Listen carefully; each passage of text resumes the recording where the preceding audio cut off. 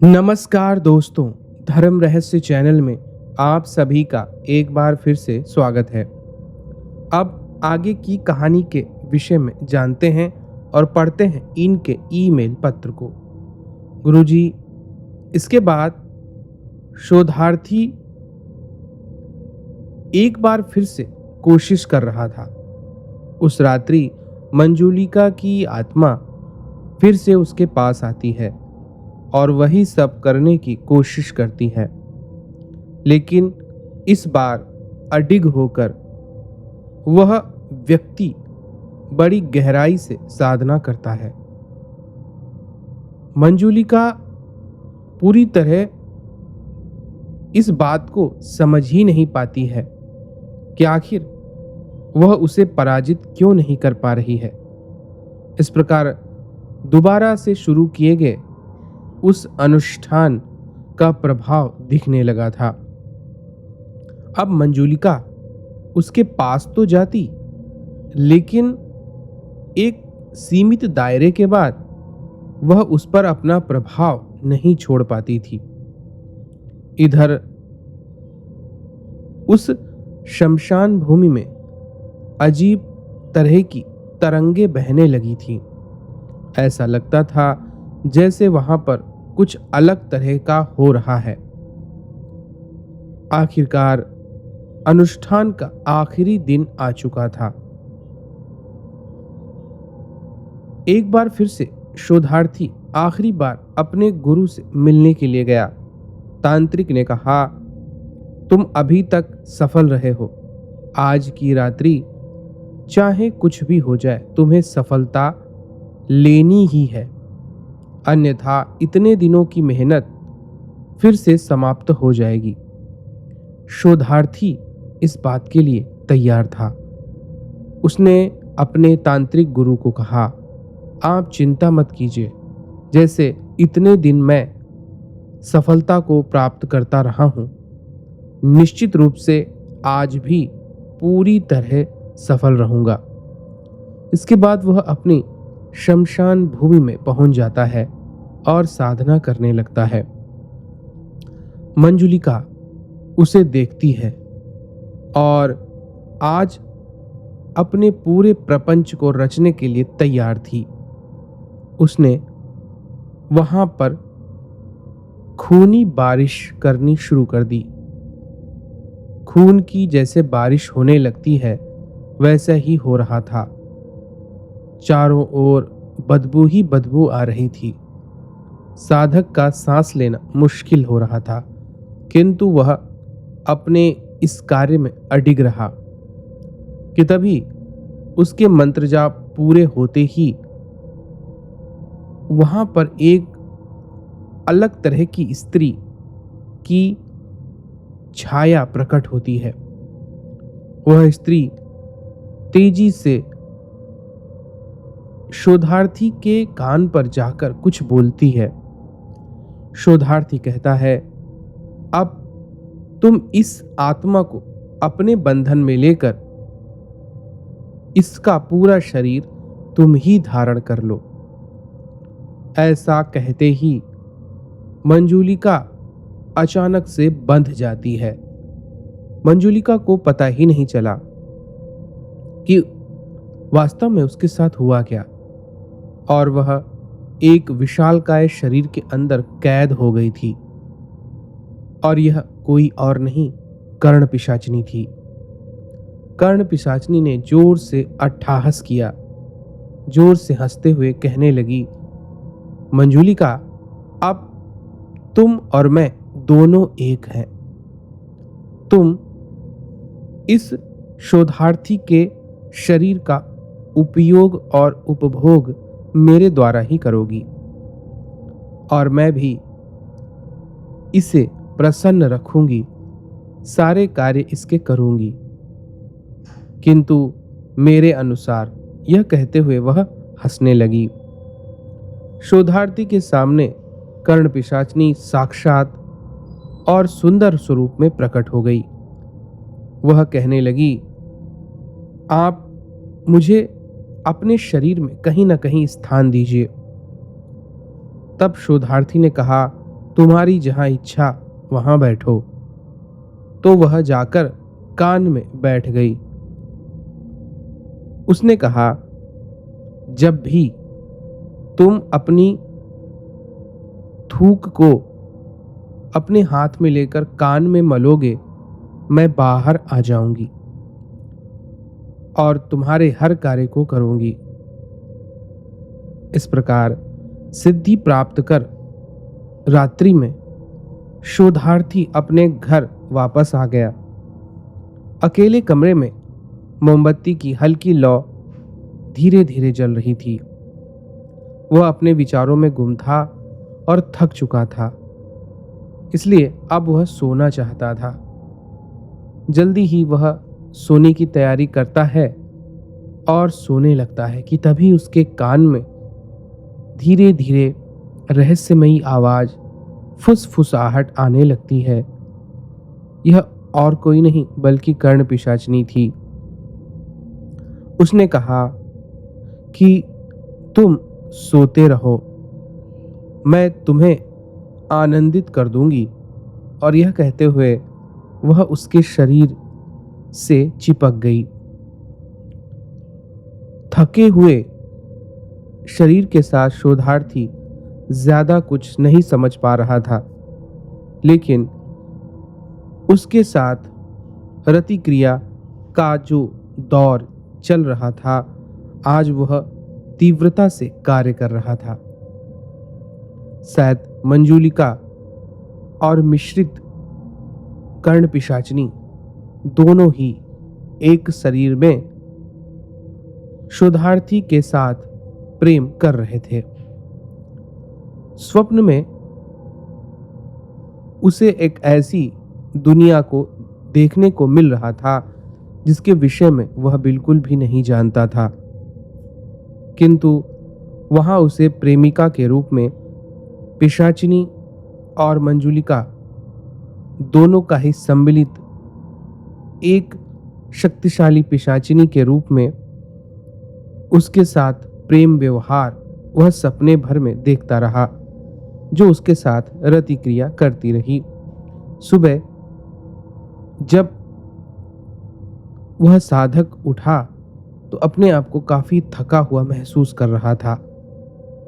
वह जान रहा था कि शरीर में ऊर्जा नहीं बची है, क्योंकि ऊर्जा तो रात्रि में ही नष्ट हो गई थी। इसके बाद फिर वह दिन भर सोता रहा। शाम के समय उसका मित्र और तांत्रिक मिलने आया तो उसने सारी बात बताई। अब तांत्रिक ने कहा कि तुम्हें अब इस शक्ति का उपयोग करना सीखना होगा और आगे चल के तुम्हें इससे मुक्ति मिल जाएगी। तांत्रिक और उसका मित्र वहां से चले जाते हैं। इसी प्रकार उस रात्रि भी उसके साथ वही प्रेम, आलाप और अन्य क्रियाएं होती हैं।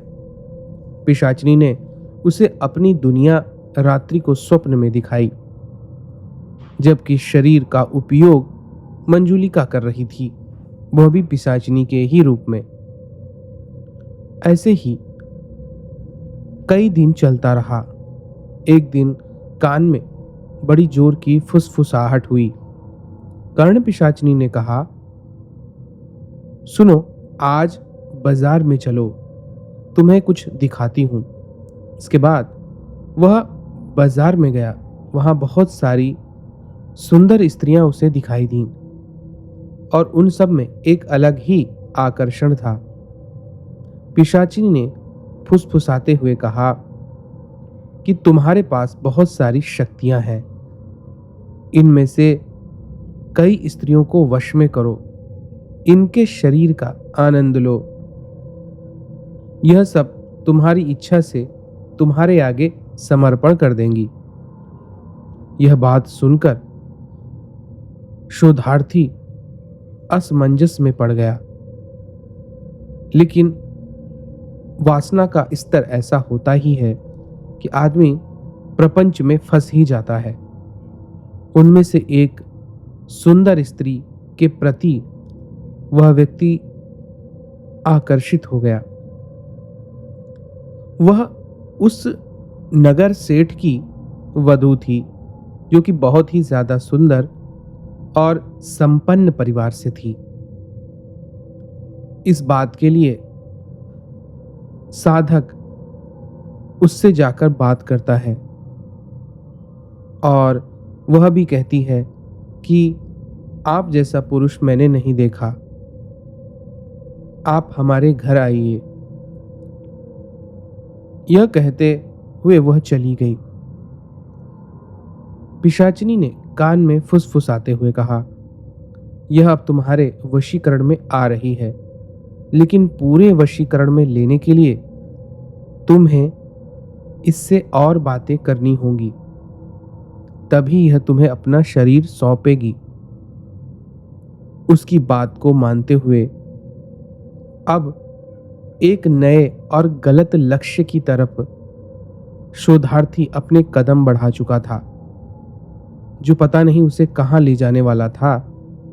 इस बात की उसने कभी भी कल्पना नहीं की थी। रात्रि के समय तकरीबन 11 बजे जब वह सोने जा रहा था तो एक बार फिर से फुसफुसाहट हुई। पिशाचिनी ने कहा, तुरंत चलो, मैं तुम्हें ले चलती हूं। अगर तुम्हें उसे पाना है तो उसके घर तक पहुंचना ही होगा, यही सही समय है। शोधार्थी ने कहा, तुम मुझे कहां ले जाना चाहती हो? रात्रि के समय अगर मैं उसके घर में जाऊंगा तो चोर कहलाऊंगा। तब पिशाचिनी ने कहा, उसकी चिंता तुम मुझ पर छोड़ दो और देखो मेरा कमाल। तब उसकी बात को मानते हुए वह शोधार्थी रात्रि के समय ही वहां चला गया। उसके घर के बाहर खड़े होकर जैसे ही उसने खिड़की की तरफ देखा तो वहां वही स्त्री अपने बाल संवार रही थी कि तभी उसकी नजर नीचे खड़े हुए शोधार्थी पर पड़ी। वह कहने लगी, अरे यह तो वही व्यक्ति है। उसने वहीं से उसे हाथ हिलाकर इशारा दिया और इसके बाद जल्दी ही वह उनके मुख्य दरवाजे तक पहुंच गया। अंदर प्रवेश किया, जहां कई नौकरों ने उनका स्वागत किया। घर के बाकी लोग भी वहां पर बैठकर एक साथ भोजन करने का प्रस्ताव इस व्यक्ति को देते हैं। यह सब कुछ पिशाचिनी के वशीकरण के कारण ही उन लोगों के साथ हो रहा था। तभी उस स्त्री का पति कहने लगा, क्यों नहीं हम लोग आपस में ऊपर चलकर बात करते हैं।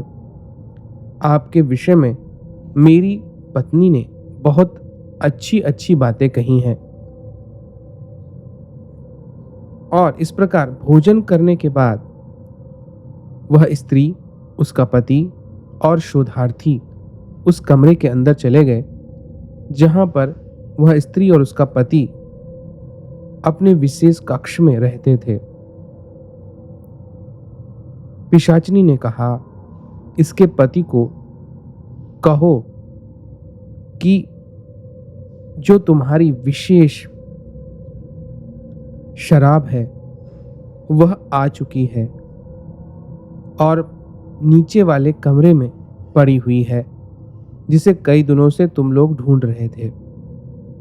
यह बात उसने तुरंत ही उसके पति को बता दी।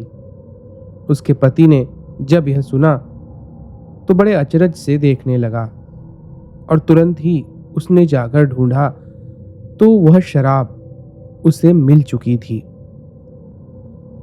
शराब को लेकर ऊपर आया और हंसते हुए कहने लगा, इसी को तो मैं पता नहीं कितने दिनों से ढूंढवा रहा था, लेकिन कोई बता ही नहीं पा रहा था और तुमने इतनी आसानी से बता दिया। क्या तुम कोई ज्योतिषी हो? तब कर्ण पिशाचिनी ने कान में कहा, इसे कहो कि मैं बहुत बड़ा ज्योतिषी हूं, मैं सब कुछ जान लेता हूं। तब उसने ऐसा ही कहा। उस स्त्री के पति ने कहा, ठीक है, चलो हम लोग शराब पीते हैं। और इस प्रकार उसके पति ने बड़ी भारी मात्रा में शराब पी ली। अब उसका चलना भी मुश्किल हो रहा था। तब इस शोधार्थी ने और उसकी पत्नी ने उसके पति को बिस्तर तक पहुंचाया, जहां वह निढाल होकर सो गया। अब केवल उसकी पत्नी और यह शोधार्थी दोनों आपस में बातें करने लगे। पिशाचिनी ने कहा, यही अच्छा अवसर है। इनके अंदर वाले गुप्त कमरे की ओर इशारा करके कहो कि वहां मुझे ले चलो। कुछ ऐसे राज हैं जो मैं आपको बताना चाहता हूं। जब इस प्रकार उस शोधार्थी ने उस स्त्री को कहा तो वह कहने लगी, आपको मेरे घर के बारे में इतनी गोपनीय बात कैसे पता है, जबकि यह बात मेरे पति और मेरे अलावा कोई दूसरा नहीं जानता। तब शोधार्थी हंसकर कहने लगा, मैंने बताया ना कि मैं बहुत बड़ा ज्योतिषी हूं।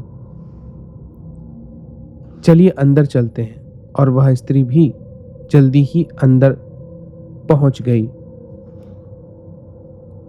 वहां पर गुप्त कमरा था। उन्होंने वह दरवाजा बंद कर दिया। अब कर्ण पिशाचिनी ने कहा, यही सही अवसर है, इसे अपनी बाहों में ले लो, यह तुम्हारा विरोध नहीं कर पाएगी। और फिर शोधार्थी ने उसकी बात को मानते हुए